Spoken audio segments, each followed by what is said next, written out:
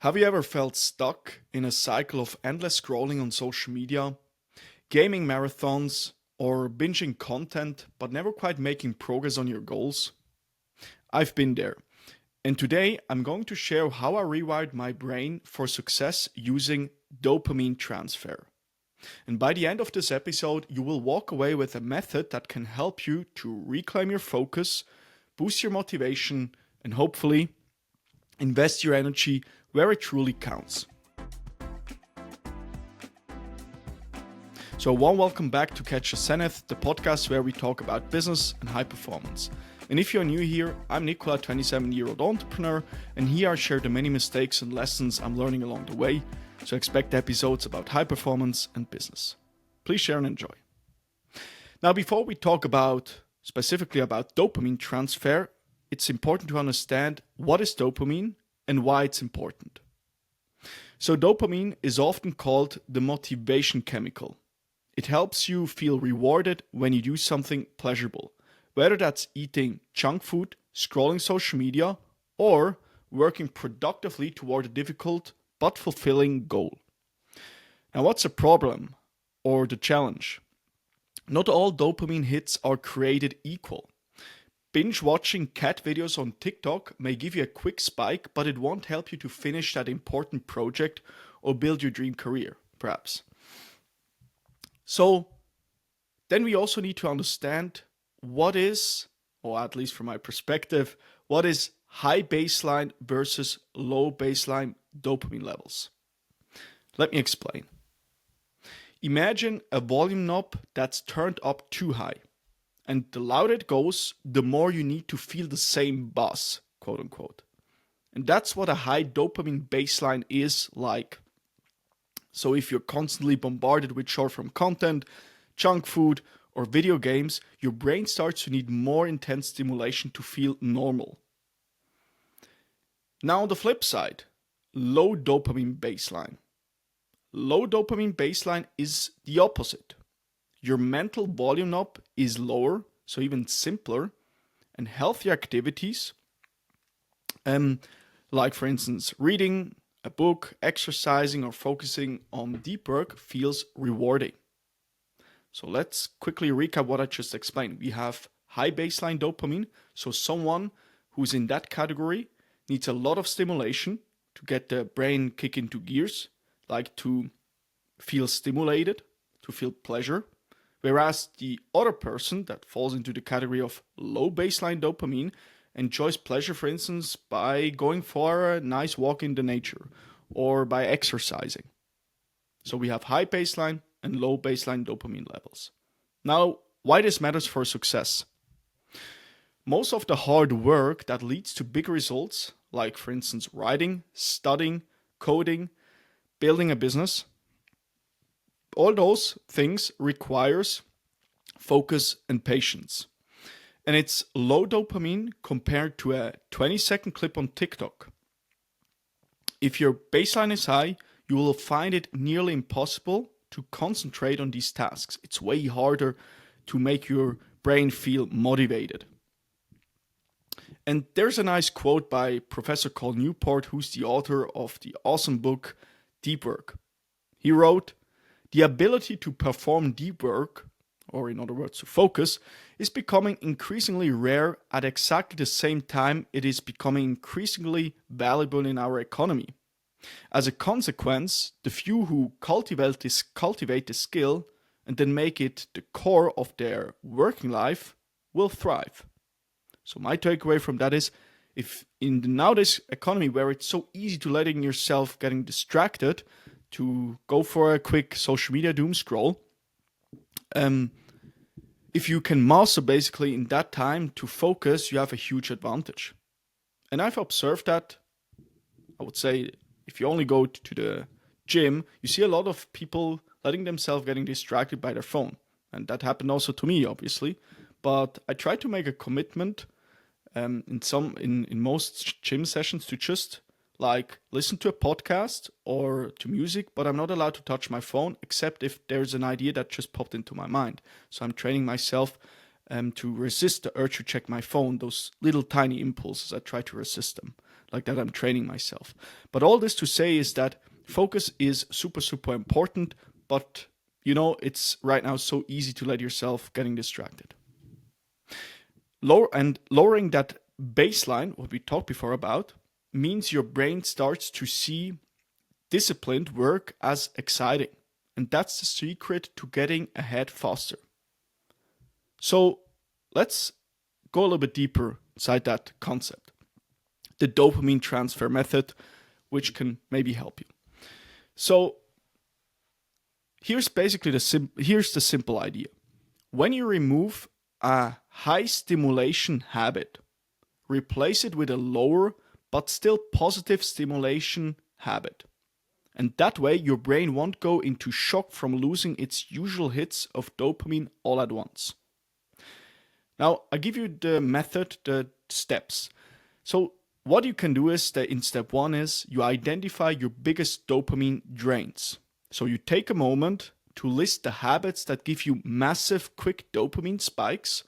So heavy social media use, for instance, gaming, junk food, maybe also porn, etc. And you pick one to reduce at a time, rather than trying to quit everything overnight. Then in step 2, you remove one habit at a time, gradually. So for instance, if you spend 2 hours a day on short form content, cut it down to 1 hour for the first few weeks. Going from 2 hours to 0 cold turkey might make you feel irritable, depressed, or anxious, causing you to relapse. The key here is to reduce, not necessarily eliminate immediately. Then in step 3, you add a bridge habit. Very important step.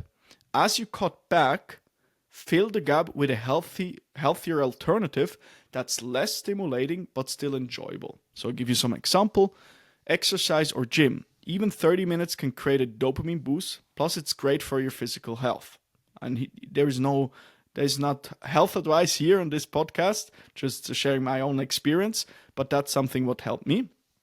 Or longer gym sessions actually than 30 minutes, but maybe that's a great starting point. As well as cold showers. I'm taking cold showers for a very, very long time. Don't know how many years, every single morning and also in the evening because I love it so much. And it's surprisingly stimulating and I think scientifically shown to have dopamine benefits. Yeah, up to, I don't know how many percent it goes up if you take a cold shower. And then another example is reading or journaling, a calm but still rewarding habit that can keep you mentally engaged, or going for a walk as well. And then step 4 is you rinse and repeat. Over time, think of maybe 6 to 12 months, systematically remove or reduce multiple high dopamine habits each time.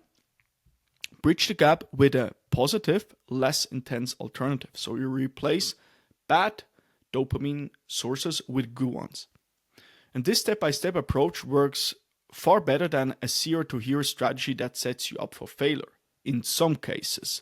That's my caveat here because, for instance, in my case, in the past, I'm a little bit an extreme guy when it comes to change. Sometimes I did quite fast changes. I used to smoke back in the days, cigarettes when I was, I think, 19 years old, I think. And then I stopped in the Swiss Army and military, basically from today to tomorrow, basically from Monday to another. I stopped immediately and that worked well.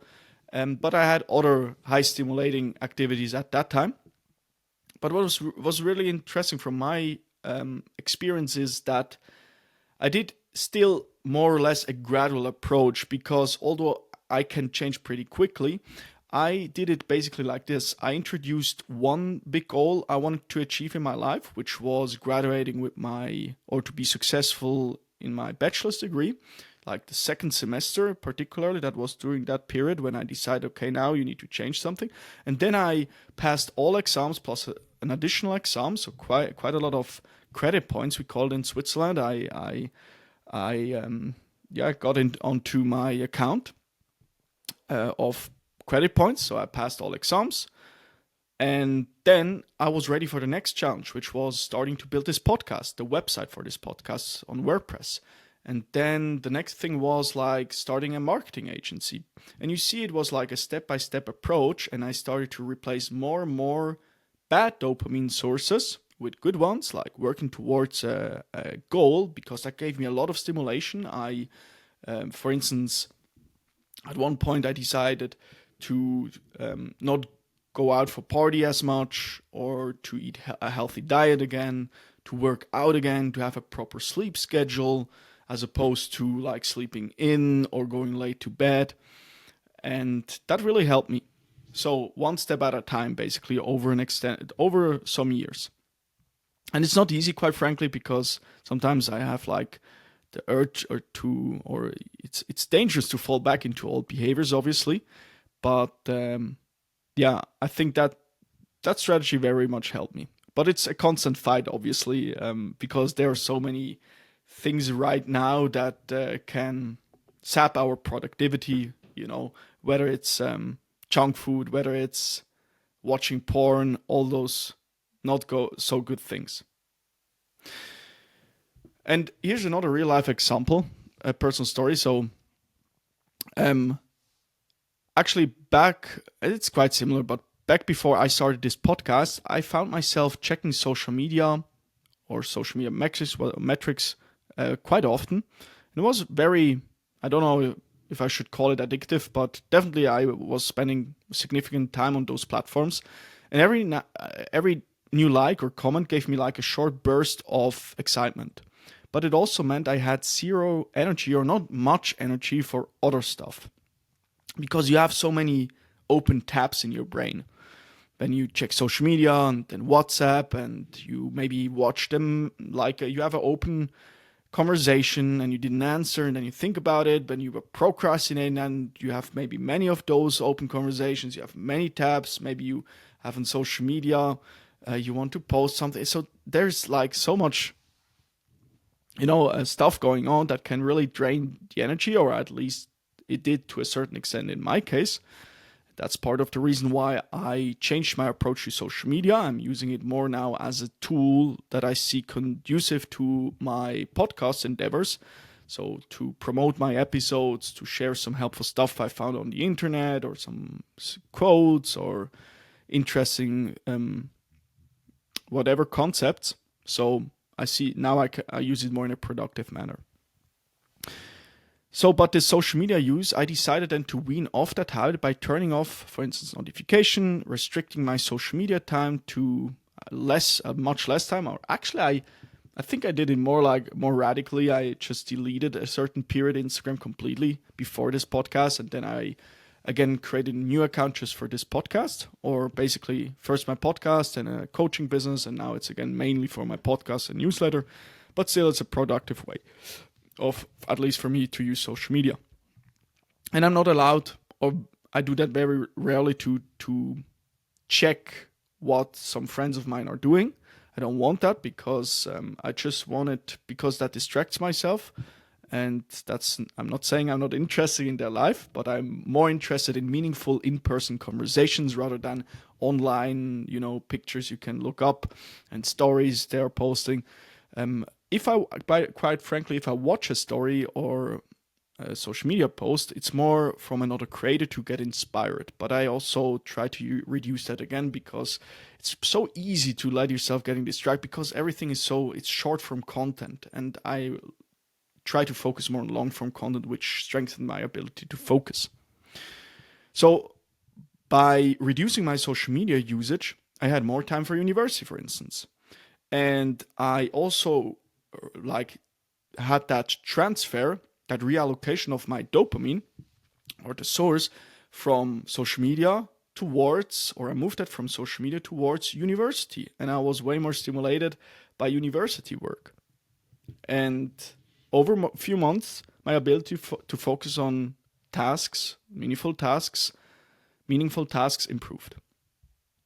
Now, why is dopamine transfer even more critical in 2025? The pace of technology is only increasing. And if we are overwhelmed now, imagine how easy it will be to stay glued to VR, AI-driven apps, or hyper-personalized media in the near future. Mastering our dopamine baseline now means you will be more resilient and more productive when even more distractions come your way. And in that regard, there's a nice quote by Mark Manson. I think he said something like, right now there is like, and I'm paraphrasing, there's a war for attention and our minds are the battlefield. And I think that captures pretty well what's going on right now. And we need to find some strategies, or maybe we can find some strategies to live still a good life without letting our minds getting distracted all the time. So I want to share with you 4 practical tips that may help you to lower your dopamine baseline, to feel stimulated by simpler things as opposed to junk food and stuff like that. So the first thing you might not have heard of is fasting for 24 hours or 48 hours to make a reset. And again, this is no recommendation. Always check with your health professionals, just one idea. And personally, what I did is a 24-hour fast, and I used that like as a reset to lower my dopamine because if I then eat something or do something, it feels very, very stimulating. I found it very, an interesting experience. It's not easy because you don't eat, obviously, for a pretty long period. But somehow it resets, or it feels like it resets to a certain degree my dopamine levels. So, and especially if you have a longer period of very bad behavior in terms of you watch porn and different stuff, to do a fast for a certain period may help you to get started. And it's not easy, and it's a little bit radical, maybe too radical, so you can reduce that fast, but maybe something worth thinking about. So, and within that fasting period, we're only allowed to go for a walk in nature, drink water, and read books. No phone, no stimulation, and a day to do that is perhaps Sunday, maybe Saturday, what best works for you. But maybe that's a good starting point. And in general, to have those digital detox days, like that's the second tip, you pick one day of the week or month to unplug from all devices, quite similar like what I just mentioned, but basically you give yourself a break from from the digital world. Another thing I found very helpful is you distinguish between deep work and shallow work. So deep work being those focused blocks where you work on cognitive demanding tasks. And then you have those shallow work sessions where you do more multitasking in terms of answering WhatsApps, emails, Slacks, you go on LinkedIn, etc. And what's very important to distinguish, to differentiate here, because if you do those two things simultaneously, it can impair your ability to focus, or it can make it harder for your brain to focus on a task because you're constantly switching. And although it's quite seductive to check constantly WhatsApp, and it happens sometimes to me because sometimes like it's so stimulating. Oh, who texts me? Or you check Instagram. Oh, cool! I got a like on my post. Wow! And but it's when I don't do that, or when I do stuff like that in blocks, basically. So I have more that shallow stuff I do in a block, and those deep important tasks I do in a block. I'm way calmer and I'm way more productive at the same time. I can get way more done in 10 or 12 hours as opposed to like constantly switching. And also I have more energy at the end of the day if I not constantly switch.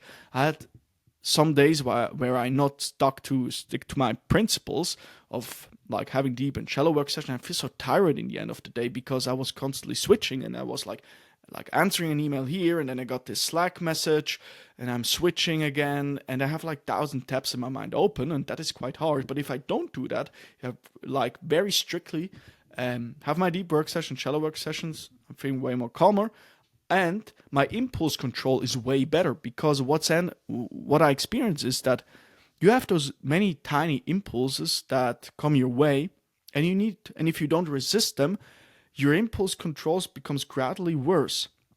And after a certain period, it's again way easier to not being able to resist to eating junk food or going for a doom scroll on social media or watching porn.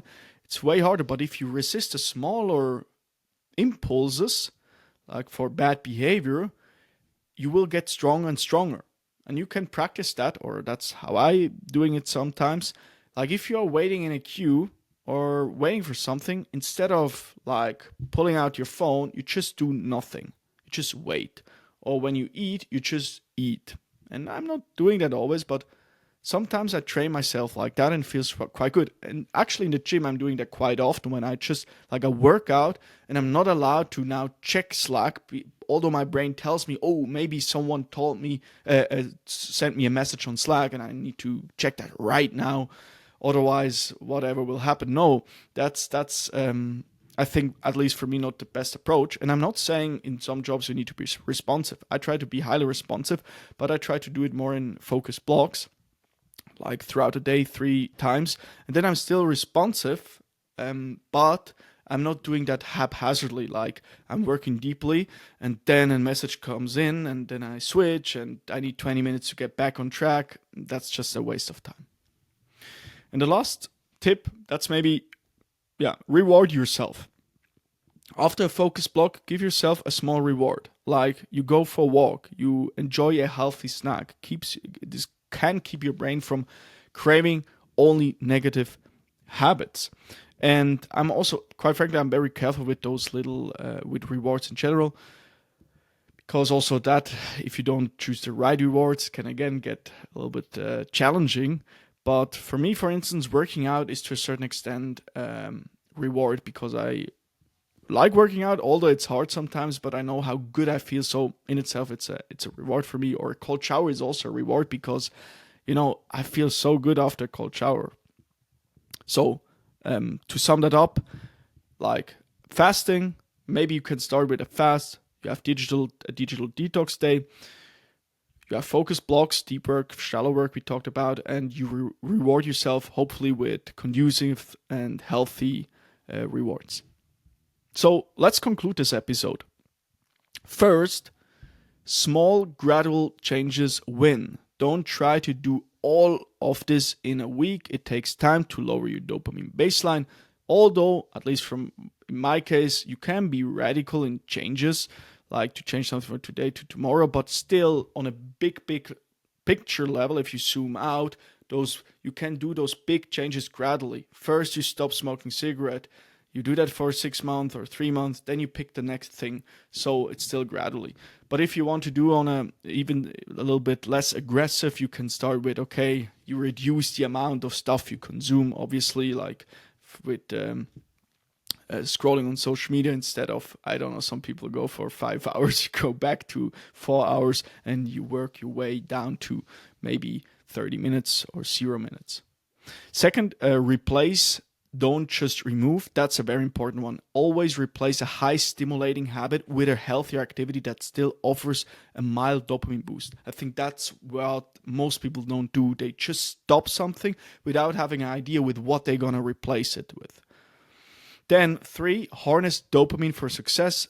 Once your baseline is lowered, tasks like learning, writing, or building your dream business becomes genuinely fulfilling. And it's crazy how when you come to that point, how fulfilling that is, how you crave that positive dopamine. And you get so much stimulation from what other people would call like boring stuff, like going for a walk or working for 5 hours straight in a deep work session or working out or going into sauna, whatever it might be. Like it's very interesting, like how stimulating that becomes, because again, those dopamine, like somebody has a very high dopamine baseline, needs a lot of stimulation, but if you lower that over time, your brain kicks into gear with way less. Like you get stimulated by, whatever, like recording this podcast episode for me is highly stimulating right now.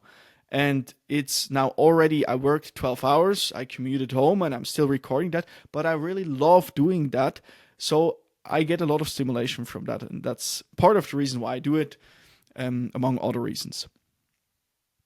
And lastly, key takeaways, consistency over intensity. Consistency is your secret weapon.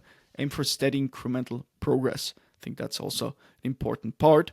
And again, my caveat here for everything what I just said, figure out, experiment. Maybe that that approach doesn't work for you, it worked for me. So make experiments and iterate along the way. And remember, mastering a dopamine baseline is about giving yourself back the power to focus on what truly matters. Next time you catch yourself aimlessly scrolling or craving that quick hit of sugar or stimulation, you can pause and ask yourself, is this move helping me catch my own zenith, or is it pulling me away from it? All right. And if you found, first of all, thanks for listening. And if you found that episode helpful, I have a little bonus for you. I've put together a free list of the 100 plus podcast episodes to listen to before you die, all from other shows, not mine. Basically, the podcast episodes I most enjoyed over the past few years. Since I'm listening podcasts, I think for 6 years-ish, I try to compile a list of all the great episodes I listened to.